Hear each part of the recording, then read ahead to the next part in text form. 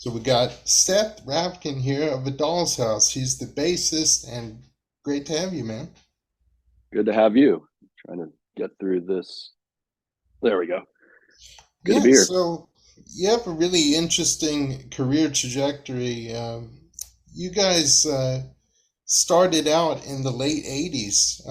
That's pretty cool to find out. So when during your formative days, you played a lot of iconic venues on the strip, like the Troubadour, the Roxy, Whiskey, and how was your sound at that point? So back then it was we're now there's four of us in the band now. Back then it was originally just the three original guys. So it was me, Dave, the guitar player, and Tony. And Dave and I did the singing, mostly Dave, toward the end. And our sound then compared to now was probably it was a bit probably grungier and louder and it was kind of in the days of the Chili Peppers kind of really taking off. I mean, they'd been around in LA for a long time, but bands like the Chili Peppers, Jane's Addiction, kind of really taking off, where people, around the country and the world are starting to sort of find out about them, and it was that kind of vibe going on. So we fit a little bit into that, but we always had probably more of a classic rock underpinning to our music. And so some of that still, I think there's still a lot of that in what we're doing now. It's really cool. And yeah, 1989 was an interesting transitional period genre-wise because, like you said, you had a bunch of those like kind of hybrid sounding bands like the Chili Peppers and Jane's Addiction, where the metal influence was still there, but it was much more of like the alternative undertones eventually became kind of overtones. And like you were saying, you were a bit more on the grungy side, but with still keeping that classic rock foundation. Now, was this only down to a live performance setting, or did you ever like do some recording? So, back then, so we were, roughly 18 to 20 years old at that time. Wow. And I mean, the amazing thing now is that the technology, the advances in technology are obviously, as you can guess, tremendous in terms of being able to record now versus then. So, I mean, we're talking about days where it was cool if you had a 4 track, if you had your own Tascam 4 track, and Dave and I each had one of those. And it was like, that was a really cool thing to have. And you'd, ping pong tracks down so you could try to get, 10 decent tracks out of it. So we did a lot of that, but we did make 2 demos back then. One of which was sort of very early on, another, which was a much better one of kind of a 6 song demo that we went to a good studio in North LA and had that recorded. But as I say now, I mean, it's been incredible because we've been able to record as a band, even though we live in different parts of the country. Yeah. And during that whole career transition from being in this band now, back in the 80s and early 90s, was it called the Doll's House at that point? Yeah, so it's kind of funny and sort of typical of our mindset then, and overlooking little details. So for a while the band was called A Doll's Playhouse, and Oh, okay. then it became A Doll's House. The story behind the name is we're all big Beatle fans, but Dave, my songwriting partner, and I are huge Beatle fans, and David discovered that at one point the working title for the Beatles' White Album was A Doll's House. And then of course, because we were 19, 20 years old and not always thinking straight, somehow we had it in our head that it was a doll's playhouse, and then later we figured out, oh no, it's actually just a doll's house. So there was a brief period where it was actually a doll's playhouse, but then we seemed to actually get it right, and so it's but that has been our name the whole time. And then branching off from that point, you became um, much more engrossed in your professional career and family life. So tell me a little bit about how that played out.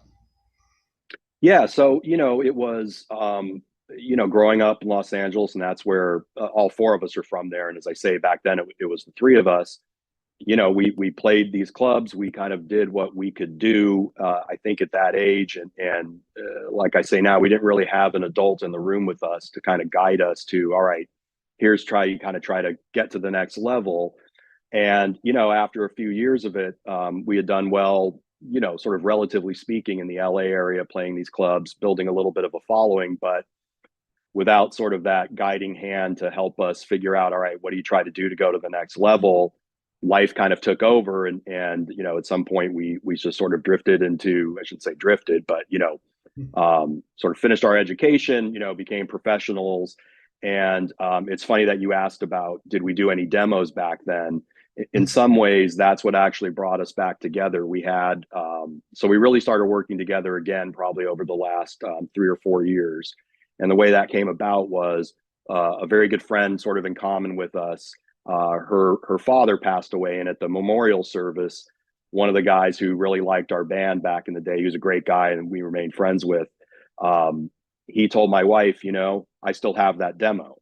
And so we got the original, and we had lost it, and so we got the original demo back from our good friend Cole, and that's what sort of started this whole rekindling of the proverbial getting the band back together, and what's really led to after 30 something years, us recording an album and releasing it. Is the demo available online anywhere? It is not yet. We had to figure out how to kind of. I mean, this is literally getting it from a cassette. I mean, it was on a cassette from back in the early '90s. So we've got to get it sort of digitized and all that. But it would be something fun to get out there at some point after. I think sort of be able to compare and contrast between what we sounded like then and now. There's actually two of the songs on our album are two songs that we played back then. They're sort of original songs from way back then.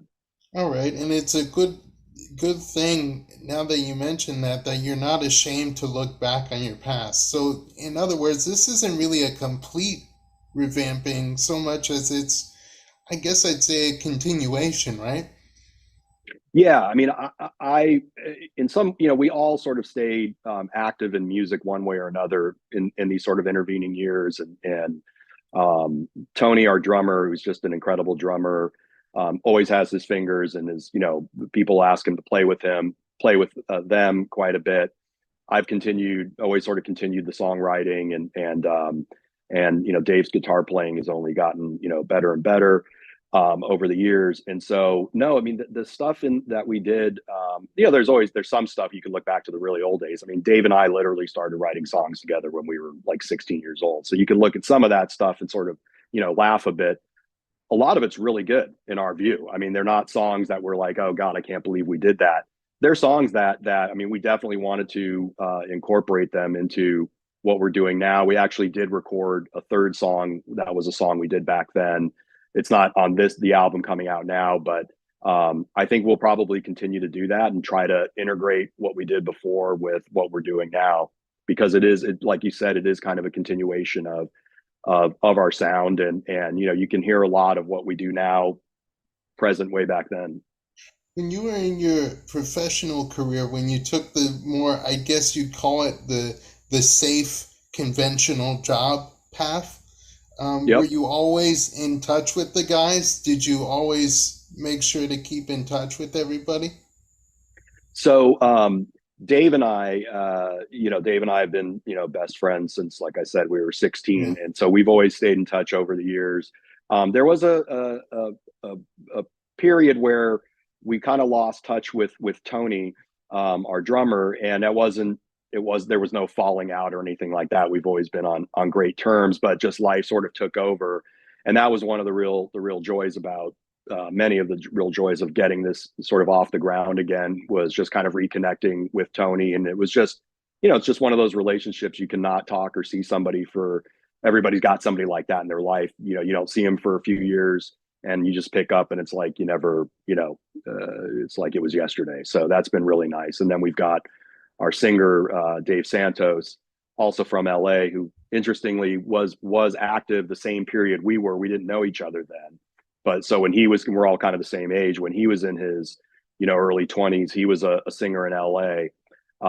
And now, he's our front man now, and he's just got an incredible voice, and he's just a great guy and just fits right in with the three of us. So it's not like there's no odd man out or anything like that. Oh, wow. So considering how this coincidentally played out, would you like bring it down to being a matter of luck? Yeah, I think we've definitely had some very good luck in this whole thing. I mean, one was really three things. I think one, just that sort of fortuitous event of the memorial service for our good friend's father, sort of being the catalyst for kind of getting us to think about making music to get together again. And then secondly, finding Dave Santos, was really just a stroke of luck, because he's just if you listen to the music, whether people like it or not, they will definitely recognize that Dave is the real deal, and he's just got an incredible voice, and his sense of harmony and what he does vocally is great. And then really the third piece of good fortune for us was to team up with Brian Wheat, who's the bass player and founding member of Tesla, which many people will know is a sort of iconic, rock band from the 80s that's still going strong and touring. And Brian ended up recording, helping us arrange the songs, recording them, engineering and producing and mixing the album. It's really cool. And yeah, and it's interesting too that, again, by sheer coincidence, you're another guy who I happen to interview who's affiliated with Brian Weed. So, Oh, is that right? again, like, I'll say it once and I'll say it again. It really is a small world, man. Yeah, yeah, exactly, exactly. And the fact that both you and Brian Wheat are bass players, do you feel like you speak the same musical language? Definitely, and I don't. I mean, we definitely bond over bass. I mean, the role that the bass plays in a band like Tesla versus a band like ours is different to some extent, because it is different kind of music. But Brian and the band, and particularly Brian and I, have really bonded over. Brian is also a huge Beatles and Paul McCartney fan. Brian has very eclectic tastes, as a lot of really good musicians tend to have, and so he's got just a great sense of knowledge of music, across the sort of rock, genre in all corners. And so, yeah, we definitely have bonded over that. And as well, I mean, it certainly is nice in the recording process. Selfishly as a bass player, it's nice when the guy recording it's a bass player and kind of knows, like, yeah, it doesn't have to get buried in the back, and no one hears it, that kind of thing. So it's definitely been fun in that regard. And it's cool because when you go back to your own formative influences as a bass player, um, do you tend to like still incorporate them in the Doll's House in its present form? Because it's really cool. I mean, you started out kind of in the hard rock glam metal type setting, but now you have a sound that's much more, I don't know what's the term without sounding cliche, inclusive kind of Yeah, sound. right, right. And it's definitely, it's been described as chill rock, which we all thought was kind of funny at first, but you sort of sit back and think about it, and you're like, yeah, it's actually a pretty apt description. But it's funny, with the influences for me on bass, and I can speak somewhat for Dave on guitar. It's funny when you're young, it's kind of like anything else. You tend to imprint on these things, and so I'm always drawing on the sort of bass players that I really learned how to play bass from, just by listening to what were then records and CDs, et cetera, and just figuring those out. And those were players like John Taylor from Duran Duran was a big influence on me. He's somebody you can really recognize his playing, very quickly. John Paul Jones, Zeppelin, Paul McCartney, Flea. I mean, and so I always find, even now, I still kind of go back, still pick up a bass, and those are a lot of the songs I still play, and still find that they're kind of creeping into our songwriting still. I think the songwriting has changed a lot, the way that we go about it, but those same influences I think kind of continue to creep in. Mm-hmm. And you have your debut album, Annum, and I was wondering, when it comes to the single that you have out now, Hey Wait, what's that about, and how does it fit in relation to all the other tracks on the album? Yeah, so hey wait is, I mean, I think it fits. It's sort of kind of, I think, very much on the core, in the core of the album. Meaning, it's, just in terms of tempo, it's one of the more um, upbeat songs on the album. Um, and in terms of how it came about, it was interesting. There's, one of the things I always love about songwriting is you don't know where, what kind of song, you don't know where the ideas are going to come from once you start it. There's some songs that take a long time to finish. There are some songs that just come very quickly, and Hey Wait was one of those. It was a song that I had sort of had the basic guitar structure around for a long time, and really would just like to mess around on guitar on it. And then I happened to be visiting Dave, the guitar player, and he went out to go to a baseball game with one of his kids, and I was just hanging out in his music room and grabbed one of his guitars and just started messing around with that, and then just got the idea for the lyrics and the melody. Kind of put that together while he was out. He came back, showed it to him, he really liked it. We kind of finished it almost there on the spot, and then the next week did a really solid demo of it, got Dave Santos to sing on it. And it was funny because it was the last song written for the album, and it's the first single out. All right, so sometimes I know some artists do it sequentially, like they start one song and then they start another song, and based on, you know, when they recorded those songs, that's the sequence. But sometimes you have a bunch of songs in the vault that you've worked on already, and then somehow when you scramble them around, that's the order that makes the most sense, right? Right, right. And that's very true. And on this album, there was a little bit of, it was kind of a mix of what you're talking about. So the last four songs of the album are loosely about the seasons and the four seasons. And that's sort of where the name Annum came from. Annum means year. And it was interesting because it didn't start out intentionally, but we had two songs that Dave and I sort of sat back and said, oh, that's interesting. We kind of did one song that's really kind of about spring, and we did a song that sort of feels like it's got a winter vibe to it. So then we started getting a little more purposeful about it, and so we had another song that kind of fit right in with that.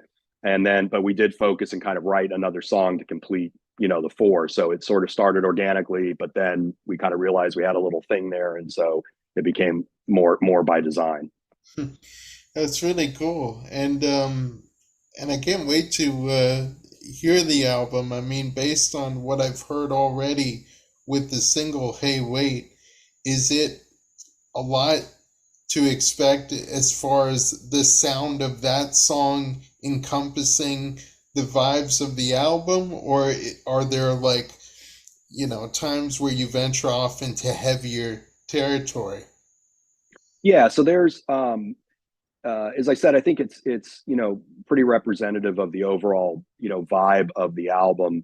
But there's definitely there are some songs that we have a song called Over Easy that is very different sounding than Hey Wait, with some elements that are much more kind of traditional, kind of rock sound, almost like a slower rock sound. We've got a song called Chimney that's really sort of a kind of like a mini epic that starts off very, very slow, very, almost acoustic kind of guitar. But then there's a really, really hard rocking part to it where, very reminiscent of our old days. So it's a good mix of, I think it does sound, we definitely wanted to have an album that sounded like an album, that there's a coherent sort of feel to it, but, with neat little departures to keep it interesting. Hmm. And as far as how you worked with Brian Wheat, was it a largely collaborative process? Yeah, it was great. I mean, we had so as I said, we had worked pretty hard to have pretty solid demos of the songs that we had recorded on our own. And definitely demos, not sounding like studio quality, but in terms of just getting in our minds, this is how we think the songs ought to go. And so Brian, I think that made it's certainly more efficient for Brian to kind of just get a handle on, okay, what are you guys trying to do? But very quickly, he's the great thing about working with Brian. He's very clear about if he thinks something, he's got a good idea. He'll kind of push us to do it, and if that means rearranging part of the song, we'll try it. And we did that on a number of the songs. So Brian really had a big hand in arranging the songs. I mean, songs where there wasn't a guitar solo. Brian was like, I really think we need a guitar solo here, and it was like, God bless him. Dave was like, okay, and overnight recorded this killer guitar solo, and then we added it in. So, it was very collaborative in that regard. It certainly wasn't just like a, hey, here's what we got, just help us record it. Like I said, he had a big hand in arranging it, and then mixing. And Brian has recorded a lot of bands. He's got an amazing studio, and he really knows what he's doing.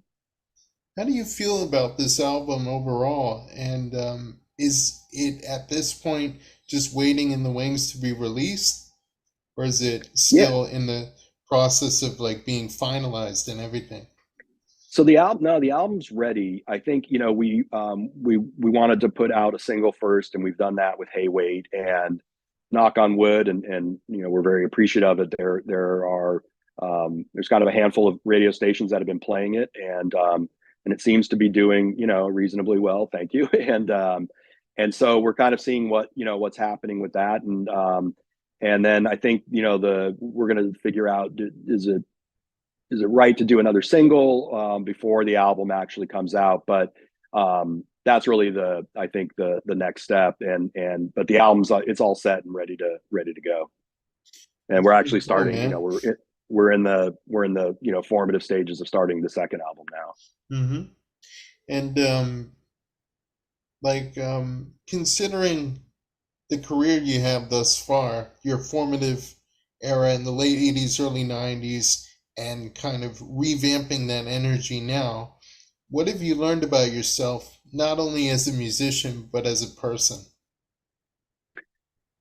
That's an interesting question. I mean, I think some of the things that have just been great about this whole process is, there's that sense, we are, for a new band, right? Or for a band releasing new music, we're really not a new band in that sense. But, for a band that's just releasing its first song, we're obviously on the older side. I mean, we're all in our early 50s, which is not exactly, boy band stuff, right? And so, it's one of the things that's been really, I've really enjoyed in it is the songwriting process now. It's one of the few areas where Dave and I have matured. We're very immature in a lot of ways, but it's like when you're kids, which is what we were back then. We're late teens, early 20s. One, you don't know as much obviously about songwriting, and ego can get in the way more. There's like none of that now. I mean, it is, we're very, the songwriting process is really a fun one. It's great, and Dave and I tend to sort of start the songs, and there's just none of that kind of, well, that was my part or whatever, right? It's just all about like, how do we get this to be the best song? And so that's been great. And I think the other thing, is, in terms of what you learn about it is, and it sounds a little trite or cliche, but better late than never, right? There's not a lot of bands trying to do what we're doing at our age, and whether it really goes anywhere or not, we'll see. But it really started with just the idea of we love music so much, we love making music together so much. Why not just do this? Do it for real. Make an album we're proud of, and if that's all that happens, that's great. It's an accomplishment for us, and it's something we can be proud of, and had a lot of fun doing.